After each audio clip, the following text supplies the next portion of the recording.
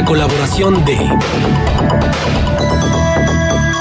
del doctor Miguel Ángel Crespo. Miguel, ¿cómo estás? Bienvenido, buenos días. ¿Qué tal? Buenos días, Marcela, buenos días, Juan.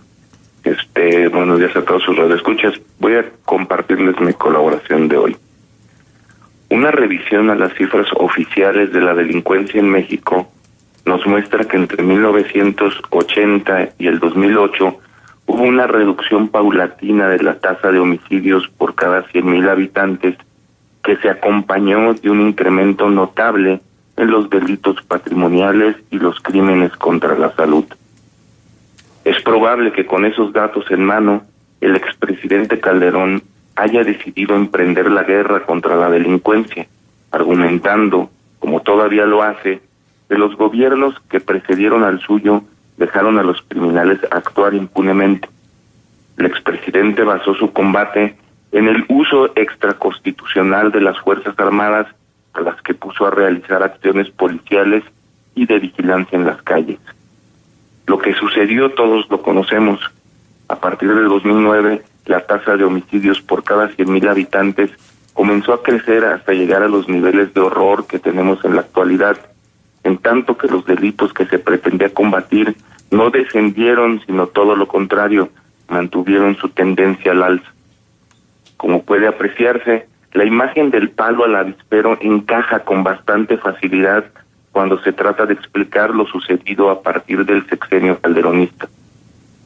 Culpar de los homicidios a la estrategia de Calderón ha sido una narrativa efectiva por su correlato con la realidad. Sirvió a Peña para ganar la presidencia y le funcionó a López para construir su discurso opositor, que lo mantuvo activo durante 12 años hasta que alcanzó el poder. La gran pregunta es, entonces, ¿por qué la estrategia fallida continúa vigente? Si el diagnóstico era cierto, ¿qué condujo a Peña a sostener la decisión calderonista y qué motiva ahora a López a no cambiarla pese a todas sus críticas? La respuesta está, al menos de manera parcial, en el simplismo con que se atribuye a una causa única el incremento exponencial de la violencia en el país. La estrategia de Calderón fue equivocada, sin duda, pero su error fue uno entre varios ingredientes que detonaron la carnicería que estamos viviendo. La mayor prueba de ello es que precisamente porque los homicidios no dependen de la voluntad presidencial, Peña no pudo entregar buenas cuentas en la materia como hubiera querido, y a López, al menos hasta ahora, le está yendo todavía peor.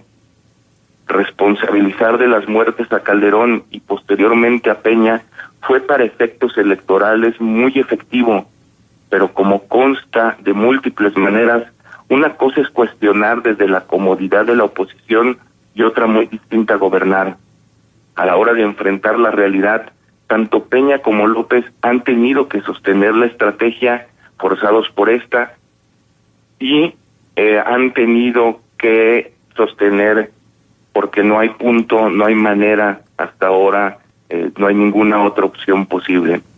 Hoy el presidente recibe el mismo veneno que inyectó a sus rivales políticos y claramente no le está gustando.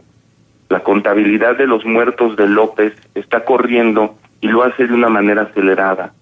Sufre en carne propia la injusticia del simplismo y lucha a su modo para evitar que se le responsabilice de los homicidios.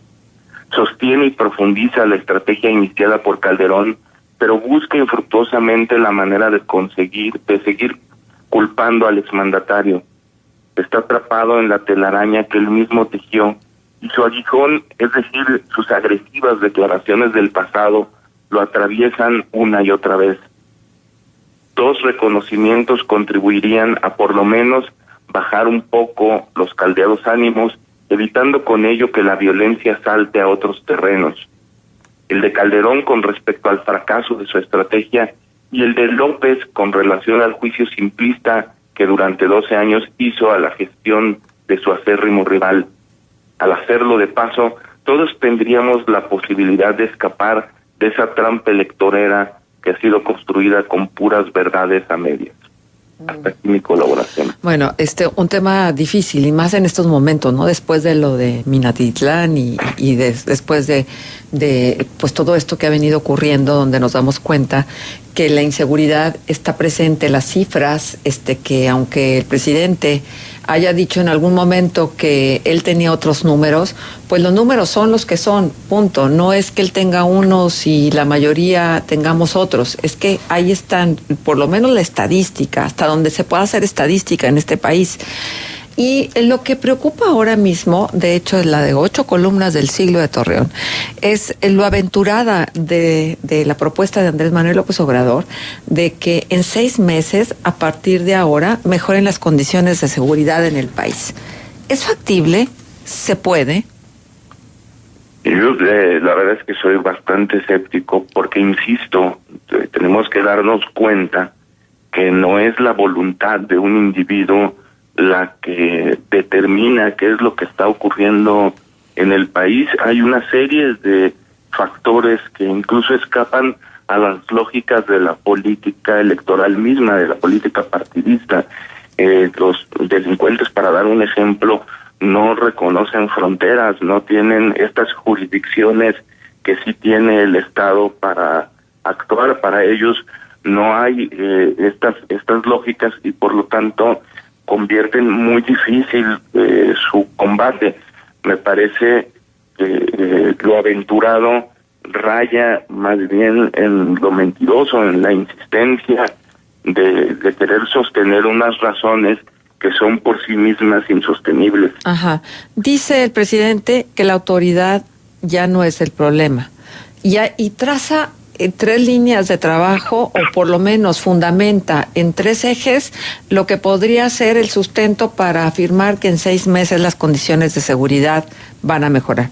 Por una parte, el reforzamiento del reparto de los programas sociales. Por otra, el despliegue en el territorio de la Guardia Nacional. Y habrá 0 corrupción en los gobiernos. Es que realmente podemos, no es una utopía creer que habrá 0 corrupción en los gobiernos.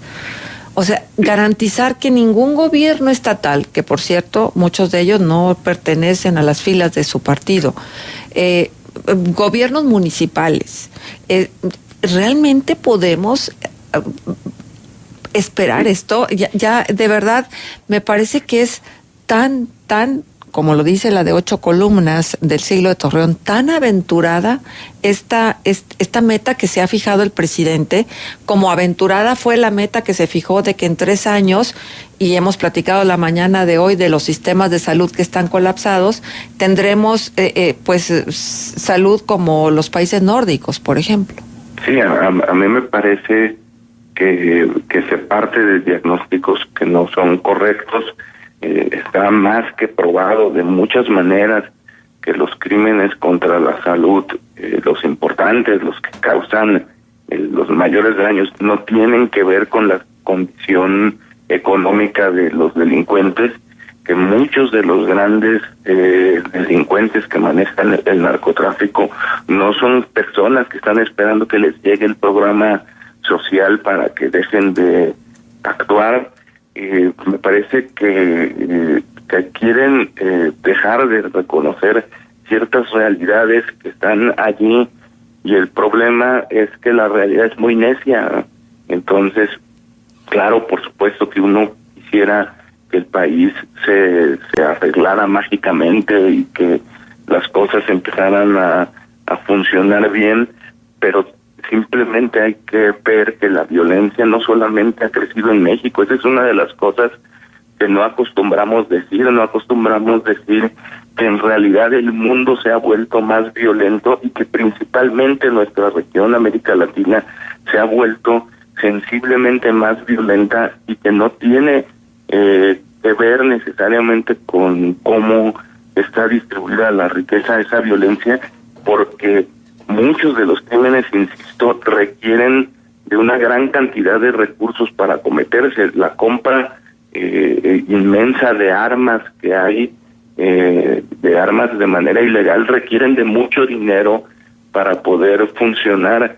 Entonces, estas cosas que están a la vista, pero que parecen ocultarse de la política partidista, deberían de ser puestas sobre la mesa, debería de hablarse de eso, para que la gente pueda tener expectativas reales sobre lo que va a ocurrir en México. Claro. Ahora, se entiende, sabemos que los grupos delincuenciales no nacieron con esta administración. Sabemos que las tendencias venían así, a la alza, desde el gobierno de Enrique Peña Nieto. Lo entendemos perfecto. Pero que diga el presidente cosas como las siguientes, pues la verdad es que pues ahí ya lo pone una sombra de duda.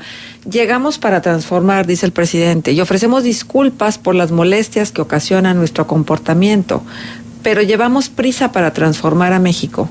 Vamos a acabar con la impunidad, va a haber justicia y tranquilidad. Me canso ganso.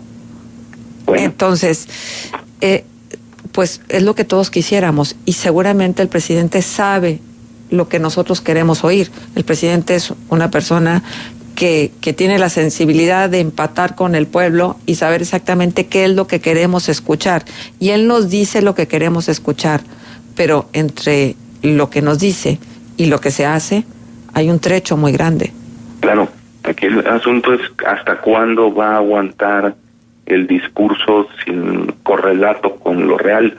Este es el gran problema, ¿no? Y aquí la situación para el presidente está en que incluso ahora fija fechas muy próximas, fechas en donde transcurridos 6 meses hay de ponerse la soga al cuello. Claro. Entonces, y nos debe preocupar, insisto, no porque sea este presidente o cualquier otro presidente, sino por lo que le está pasando a las instituciones, particularmente la institución presidencial, que cada vez está más débil, que cada vez se respeta menos, que cada vez tiene menos poder real, y que entonces, pues, como no tiene autoridad real, acude a las maneras autoritarias. En fin, bueno, pues Miguel, gracias por traernos el tema y bueno, como siempre, un gusto escucharte en los micrófonos de Contextos. No, al contrario, muchas gracias a ustedes. Gracias.